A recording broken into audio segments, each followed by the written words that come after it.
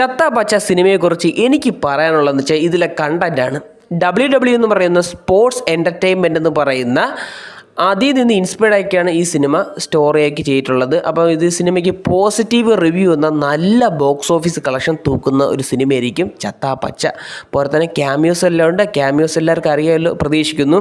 പിന്നെ ഇതിൽ WWE എന്ന് പറയുന്ന ഒരു ഇമോഷൻസാണ് എന്നെ സംബന്ധിച്ച്. 90 കിഡ്സിനായാലും 2K കിഡ്സിനായാലും ഒരു ഇമോഷൻസാണ് ഈ WWE എന്ന് പറയുന്നത്. പണ്ടത് WWF ആയിരുന്നു, പിന്നെ അത് WWE ആക്കി. അപ്പം ഈ WWE എന്ന് പറയുന്നത് എൻ്റെ ഒരു കുട്ടിക്കാലം എന്ന് പറയുമ്പം ഒരു സാറ്റർഡേ നൈറ്റ് റാ എന്ന് പറഞ്ഞാൽ 4 മണിക്ക് തുടങ്ങും. പിന്നെ ഫ്രൈഡേ നൈറ്റ് സ്മാക്ക് ഡൗൺ ഒരു 5 മണിക്ക് തുടങ്ങും. പിന്നെ സ്പെഷ്യൽ ഗുസ്തി റസൽമീനിയൊക്കെ വെളുപ്പാ രാവിലെ 2:30 കണ്ട എനിക്ക് ഓർമ്മയുണ്ട് 10 സ്പോർട്സ് ചാനലിൽ. ഇന്നും അത് പീക്ക് ലെവൽ എക്സ്പീരിയൻസ് ആയിട്ട് എൻ്റെ കുട്ടിക്കാലത്ത് ഓർമ്മയായിട്ട് ഞാൻ നിൽക്കുന്നു ഇന്നും.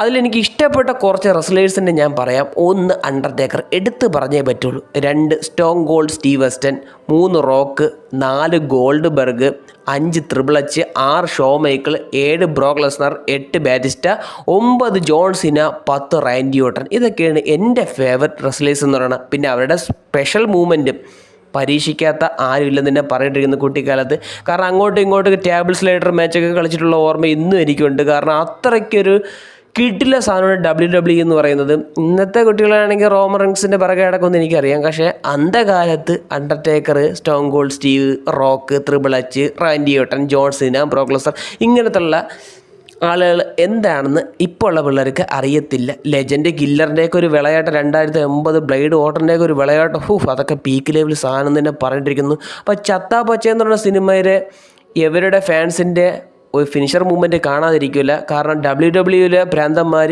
ഈ ചുറ്റുപാട് എല്ലായിടത്തും ഉണ്ട്. കാരണം സിനിമ കയറി കണ്ടുകൊള്ളും. കാരണം എന്ന് വെച്ചാൽ സിനിമ പോസിറ്റീവ് ആണെങ്കിൽ സൂപ്പറായിട്ട് അടുത്ത ബമ്പർ ഹിറ്റാണ് സിനിമ. അപ്പോൾ ഇത്രയൊക്കെയുള്ള ചത്ത പച്ച എന്നുള്ള സിനിമയെക്കുറിച്ച് എനിക്ക് പറയാനുള്ളത്.